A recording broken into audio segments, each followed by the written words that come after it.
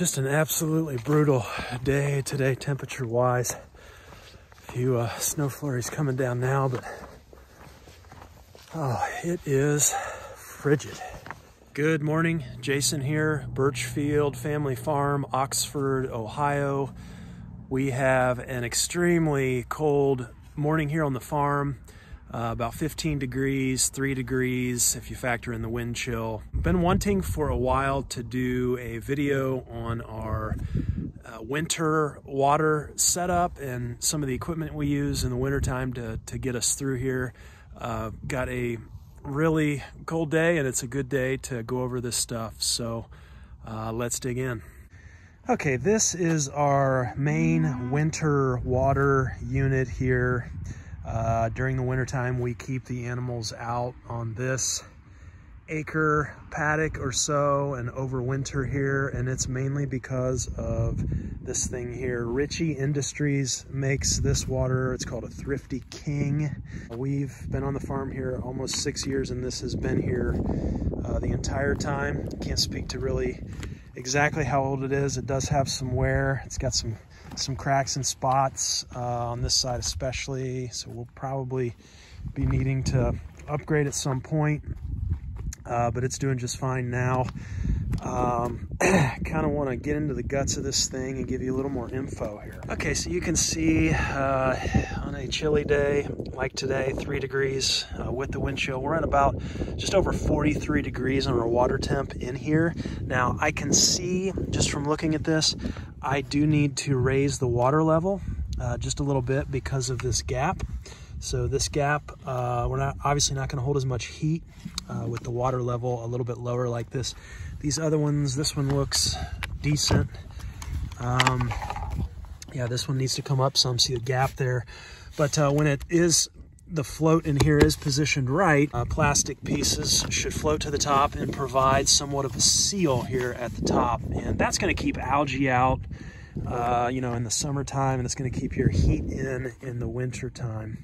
But as far as temp goes, 43 degrees on this water temp, that's obviously well above freezing, so I'm pretty happy with that. A couple of wing nuts here are all that hold this top on.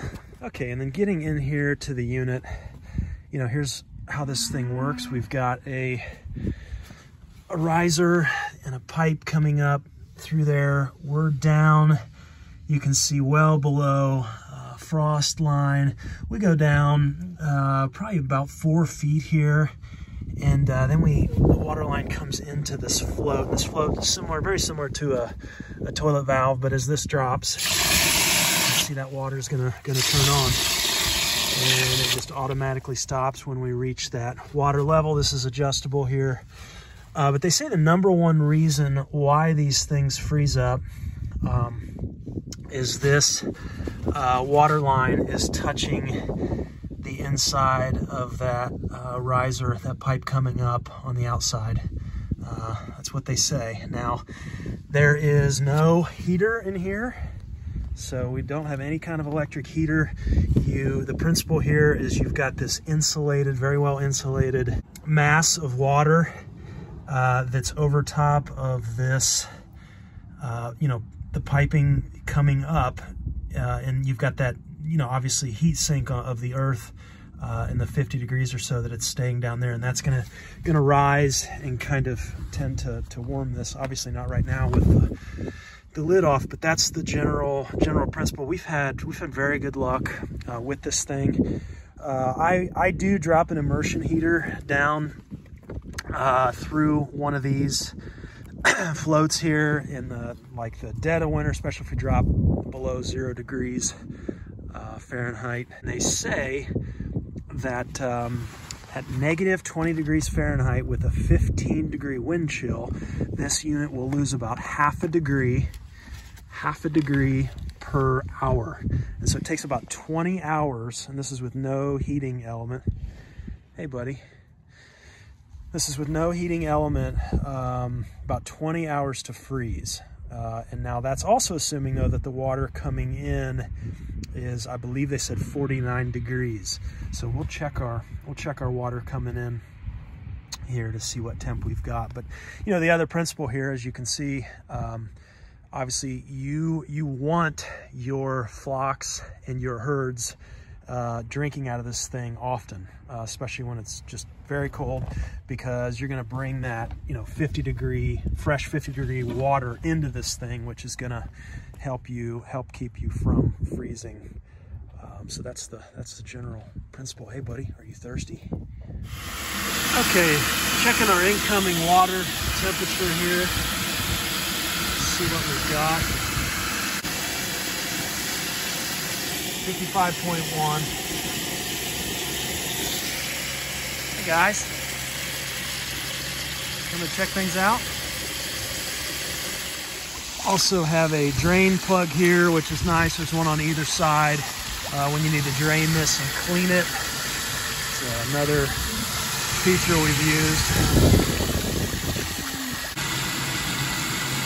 Kind of neat, not sure if you can see it, but there's a little bit of steam coming out of the holes here. That's how cold we are today.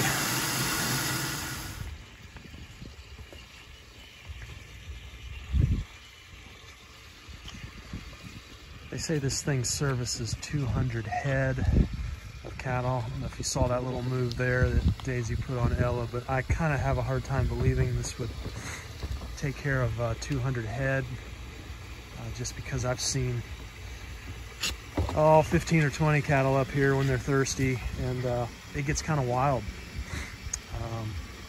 So 200, yeah, you'd have to probably be figuring out an additional setup. Okay, the other type of automatic water we have here on the farm is called a Nelson horse water. This is model 7308G, I believe that says. Mixed feelings on this unit here. Let's pop the top and I'll show you how it works. Okay, so this top just pulls off, and here is the fill over this way, and stainless steel bowl that sits in here. Let's pull that out. It has some pieces on the side here, and those rest on this ring that goes around. But this really is a nice water for the winter, for the simple fact that it does have it does have a water supply line coming up that's buried in the ground, but it also has a heating element down in here. And you know, there's a sensor in here. When it drops below a certain temperature, this electric element kicks on. And the way this thing works is, this is a fill valve here. I'll just show you real quick, but it's got a weight back here, and when that bowl is empty, it's gonna tilt back. Oh yeah, I'm frying my element there. But basically that water's gonna kick on. So I'm gonna shut this off so it doesn't go again. Let's put this bowl on. I'll kind of show you here. So again, this bowl tips back because of that weight, begins to automatically fill. And then when you have that weight set right, when the bowl gets to a certain level, it's going to just do that number there and shut off. So the idea is when the animals drink it down, it turns on. And then when they're done and it fills, it turns off. Chicken's coming over. Have a drink. Hey, sweetie.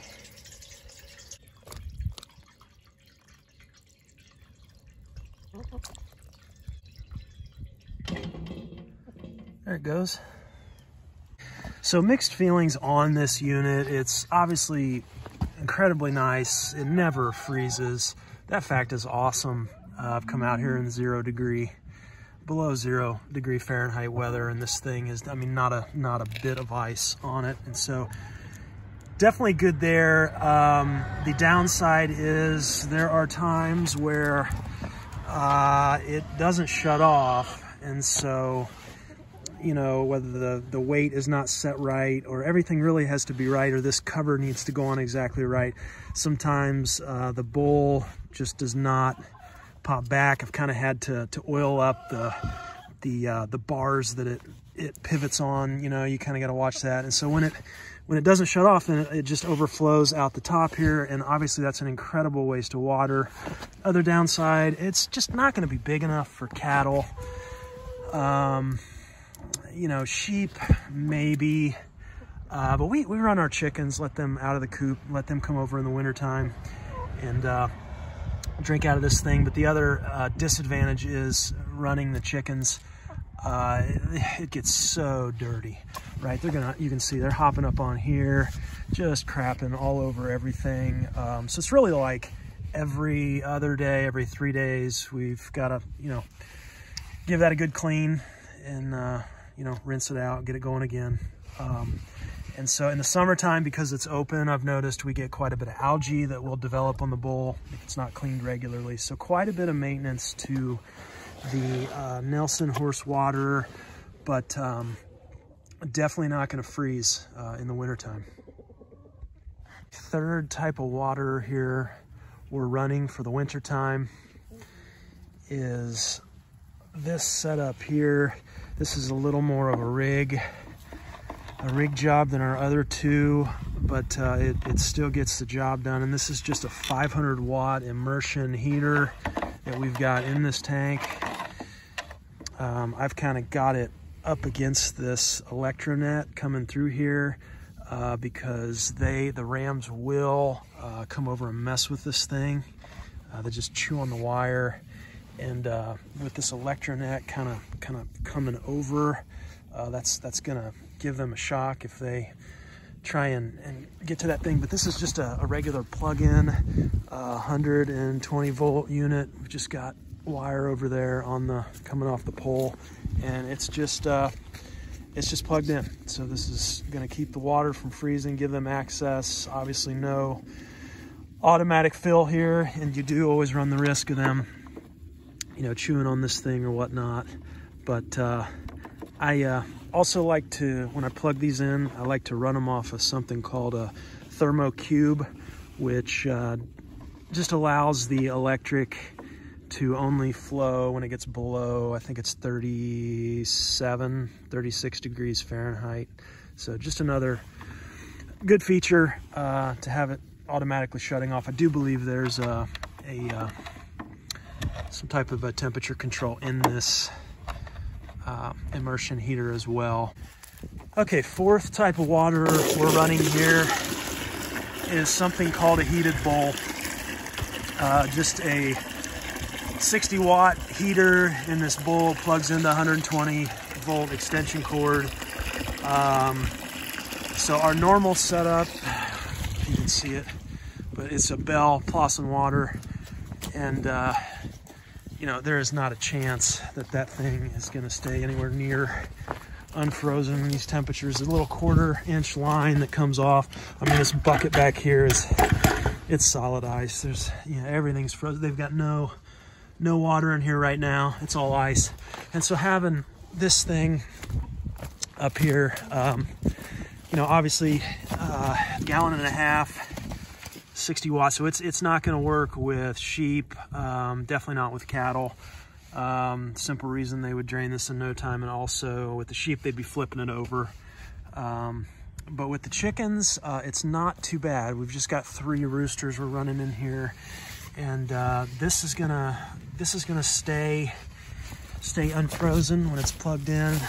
Again, we've got it plugged in, the extension cord running back to a thermo cube on the outlet in the barn there. But the downside, potential downside to this, you know, it is gonna get dirty. They're gonna hop up on the side of the bowl. They're gonna poop in there, you know, all that kind of thing. But so you're gonna have to clean it pretty often, but that's just life. This was not too expensive. I think this was just an Amazon deal. So they say that this cord, that's the other thing with sheep, is the sheep would chew through the cord. They say that this is chew proof, this cord. Yeah, maybe so, but definitely not a fit for the bigger animals. What's that, Sam? A rabbit chewed through the cord before. We had a rabbit chew through one of these cords? When was that? Whenever we got the new waters.